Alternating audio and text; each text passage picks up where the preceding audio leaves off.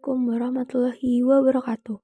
Pada video kali ini, saya akan membahas tentang pengaruh perdagangan internasional terhadap kurva permintaan dan kurva penawaran. Jadi yuk simak videonya. Oke, jadi ini adalah kurva permintaan dan penawaran ya. Untuk garis yang vertikal ini adalah price atau harga, dan garis horizontal merupakan quantity atau kuantitas.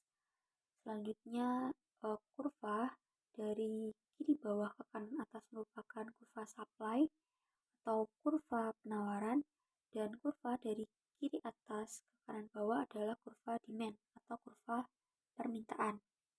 Nah, di antara kurva supply dan demand ini terdapat titik perpotongan yang dinamakan titik equilibrium atau titik keseimbangan. Nah, kurva permintaan sendiri adalah cerminan dari perilaku konsumen, sedangkan kurva penawaran merupakan cerminan dari perilaku produsen. Nah, hal ini mengarah dengan adanya surplus produsen dan surplus konsumen. Oke, jadi ini adalah letak surplus konsumen dan surplus produsen. Untuk yang aku kasih warna kuning, ini adalah surplus konsumen. Lalu untuk yang aku kasih warna biru adalah surplus produsen. Pada kasus pertama, apa sih yang terjadi pada saat harga dunia lebih tinggi daripada harga domestik?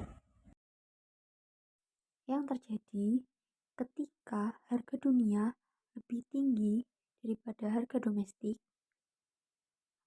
maka permintaan dari ID menjadi I1 dan penawaran dari ID menjadi I2. Di sini I1 sebagai permintaan konsumen domestik dan I2 sebagai penawaran produsen domestik. Dalam kasus ini, negara melakukan ekspor, yaitu dari I2 ke I1. Oke teman-teman, tadi kan ada perubahan dari kurva permintaan maupun kurva penawarannya. Pastinya dalam hal ini juga berpengaruh pada surplusnya, baik surplus produsen maupun surplus konsumennya. Sebelum adanya perdagangan bebas, surplus konsumennya adalah A plus B dan surplus produsennya adalah C. Tapi setelah adanya perdagangan bebas, surplus konsumennya hanya A dan surplus produsennya menjadi B plus C plus D karena adanya ekspor. Maka dalam keadaan ini, ketika harga dunia lebih tinggi daripada harga domestik, pihak yang diuntungkan adalah pihak produsen. Untuk kasus kedua, apa yang terjadi pada saat harga domestik lebih tinggi daripada harga dunia? Nah, untuk kasus kedua yaitu ketika harga dunia lebih rendah daripada harga domestik, kurva penawaran produsen domestik dari HD bergeser ke kiri yaitu H1. Lalu untuk permintaan konsumen domestik dari HD menuju H2. Dalam kasus ini, suatu negara melakukan impor dari H1 menuju H2.